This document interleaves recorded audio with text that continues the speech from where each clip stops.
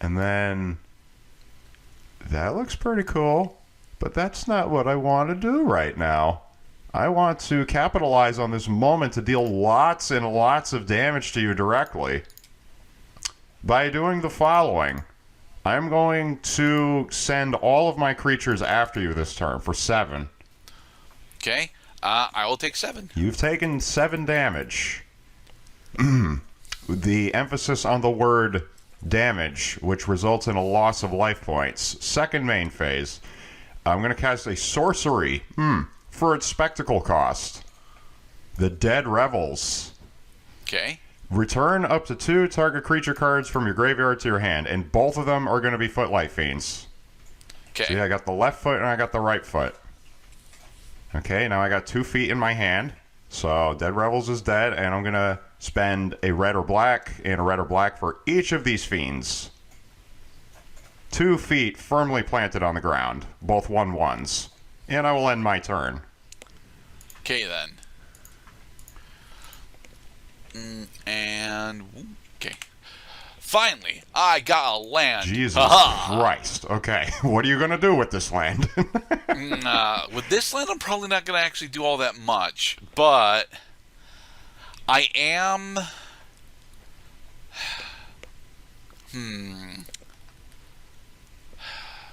Trying to think. I'm still 1 short. Yeah, I'm still 1 short on that.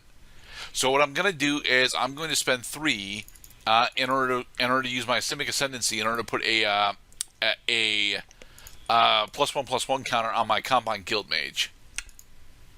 From who?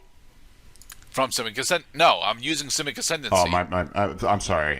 A lot of your cards have similar abilities. My apologies.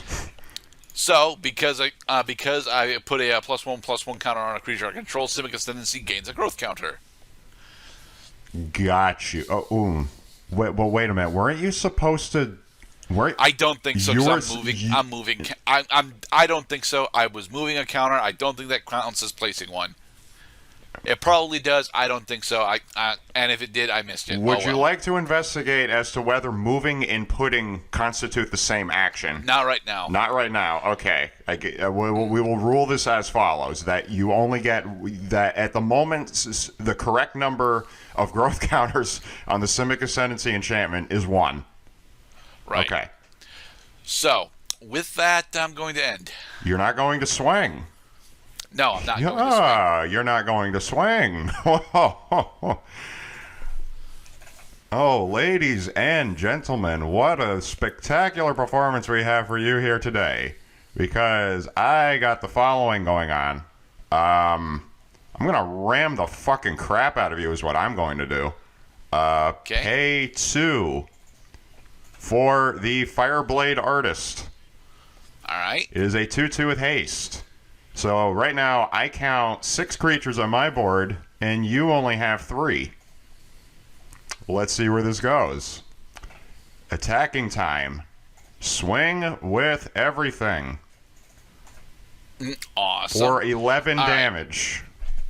Right. So, I'm going to have my Combine Guild Mage block the Fireblade Artist. Okay. I'm going to have my Scuttlegator block the Blade Juggler. You're going to block the Blade Juggler, okay. And I'm going to have my Incubation Druid block one of the Cult Guild Mages. All right, so that's going to reduce the damage you take this turn by 7, meaning 4 of this damage will go through. Okay. So the following is going to happen. Incubation Druid has 1 health left. Cult Guild Mage is dead. Scuttlegator has 4 health left. Blade Juggler is dead. The Cult Guild Mage has 1 health left. Fireblade Artist is now dead.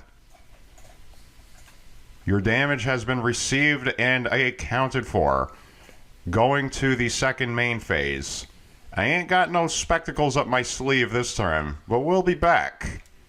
What I am going to do is I am going to produce a blocker by casting a Cult Guild Mage. So now you can't scuttle me to death with your Scuttlegator, and if you try throwing a 6/6 trample haste at me, that at least I can block one of your other damaging creatures. Let's see your response, sir. All right. 5 health left. All right, I got another land. Waha. Okay, you might be able to kill me with that. I'm gonna spend. Yeah, I'm gonna spend 7. 2, 3, 4, 7 in order to cast Wrecking Beast, I saw this and then coming. I'm going to trigger its Riot in order to give it a 1/1 counter.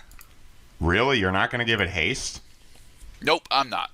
So, because I have given it a 1/1 counter, Simic Ascendancy does get a growth counter. Oh, I see. You're developing your Ascendancy. If Simic Ascendancy has 20 or more growth counters on it, you win the game. Yes. I didn't even read that part. I'm not going to get it to 20, for the record. I know not that, this but game. That's fine. No, this game is about to wrap up. All right, and with that, I will end. Interesting. You're not going to attack me. So that means at least one of these life points, one of my creatures is going to go through. That may open up an opportunity. Perhaps. You got 2 7/7s right now, which means you got a considerable amount of damage on the board at the moment. Now, because I have to spend mana in order to do these cult guild mages, that is indeed a great big problem for me. I know I got to leave a blocker open this turn is another thing. You have 2 cards in your hand right now. If you get... Okay, so Simic Ascendancy... So the only thing that putting growth counters on Simic Ascendancy does is bring you closer to that particular win condition. Right. Noted. Yeah, I mean, that's really cool and all, but still. Actually, wait, do I just win? I might? No, because you got a lot of damage on your board right now. That would be 14, 17. You have 18 damage on your board right now. Noted. So here is what I'm going to do this turn. This Blood Crypt for my land play is going to enter the battlefield untapped. Okay. Cause me some pain in order to get it and its available mana. I'm going to pay 2 to cast and 3 for an X cost. Ooh. Electro Dominance. Okay. For an electrifying performance this evening, deal X damage to any target. That X damage, which is 3 at the moment, is going to you directly. All right. So now you have 2 life points left. So here is where the eggs fall thoroughly into the scramble, is now, if you try attacking me with too many creatures at once, I can send my Footlight Fiends after your life points directly, which is why I'm just going to end my turn. You could have killed me right there, Mr. Cloud. No, I couldn't have. Yeah, you can. All right. Well, the show must go on. All right. Let's see. I'm gonna put down a land. I did not actually get the card that I was really hoping for. My big issue here right now is that although I have a Trampler, he on his own is not actually enough. Let's start So a riot. what I'm going to do, I'm gonna spend. Ooh, wait a minute. I can do that, can't I? Can I? This is Yeah, your I can. last All right, so chance. I'm going to spend 2 in order to cast the Combine Guild Mage. Okay. Next, I'm going to spend 2 and tap my other Combine Guild Mage in order to move this 1/1 counter from Incubation Druid over to my Wrecking Beast. So you're going to come in like a wrecking ball, huh? All right, so yeah, and I am going to attack with my Wrecking Beast. All right.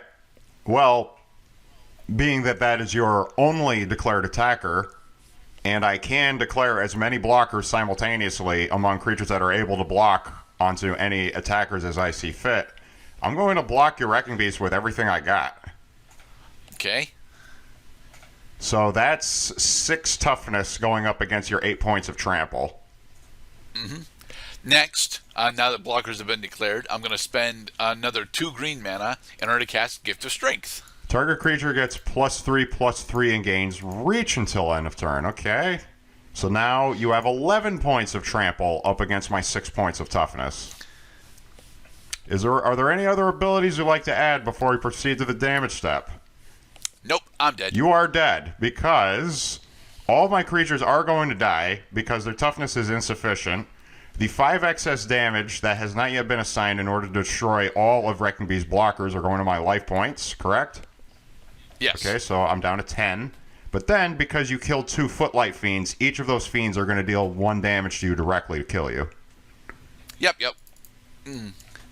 Gerdat. Good game, Mr. Cloud. Good game, Mr. Gerdat. That was... I just don't like... I don't like mana screw games, Mr. Gerdat. That put a bad taste in my mouth. I was only mana screwed for like 2 turns. It's fine.